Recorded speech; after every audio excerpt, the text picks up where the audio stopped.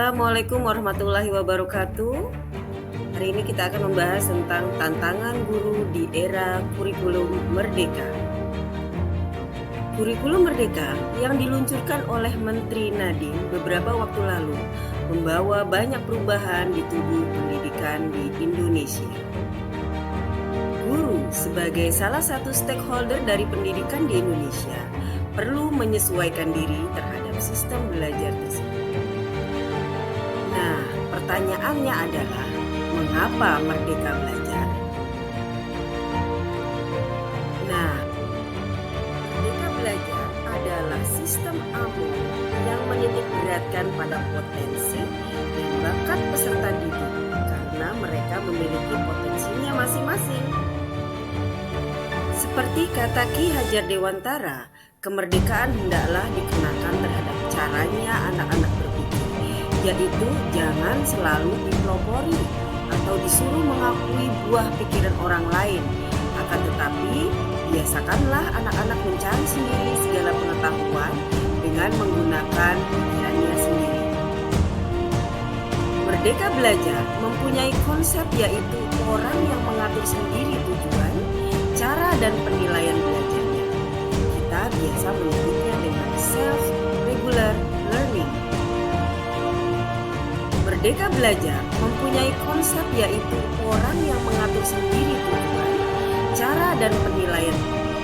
Merdeka Belajar memiliki beberapa konsep, antara lain: 1. Beragam waktu dan tempat. Yang kedua, free choice. Yang ketiga, personalized learning. Yang keempat, berbasis proyek. Yang kelima, pengalaman lapangan. Yang keenam, interpretasi data. Merdeka Belajar memiliki beberapa konsep, antara lain. Selain itu, Merdeka Belajar juga mempunyai prinsip-prinsip, antara lain: 1. Learning is open. 2. Learning is social. 3. Learning is personal. Yang keempat, learning is augmented. Yang kelima, learning is mobile. Yang keenam, learning is multi-representasi. Kurikulum Merdeka Belajar membawa perubahan pada paradigma di mana pendidik memiliki peran penting dalam mutu pendidikan Indonesia. Pertama, pendidik memiliki peran sebagai learning material provider, yaitu agen perubahan bagi peserta didik. Yang kedua, pendidik berperan sebagai fasilitator, tutor, penginspirasi, dan pembelajar sejati yang memotivasi peserta didik untuk merdeka belajar. Yang ketiga, pendidik menjadi penginspirasi bagi tumbuhnya kreativitas peserta didik. Tantangan guru di era Merdeka Belajar menurut Dr. Isana, dosen mata kuliah Problematika dan Inovasi Pembelajaran UTAMK Jakarta, ternyata guru tidak cukup hanya sebagai fasilitator mereka, lebih jauh harus menjadi aktivator dan inovator. Dalam kurikulum Merdeka, guru tidak cukup hanya memiliki kompetensi dasar minimal seperti kompetensi pedagogi, kompetensi profesional, kompetensi sosial, dan kompetensi kepribadian. Namun, guru harus juga memiliki kompetensi lain, yaitu kompetensi abad 21, antara lain communication, critical skill, creativity, dan collaboration. Kecakapan abad 21 diperlukan seorang guru sebagai pendidik saat ini karena yang dihadapi adalah anak-anak Gen Z dan Alpha. Gen Z memiliki karakter yang menggemari teknologi, fleksibel, lebih cerdas, dan toleran pada perbedaan budaya.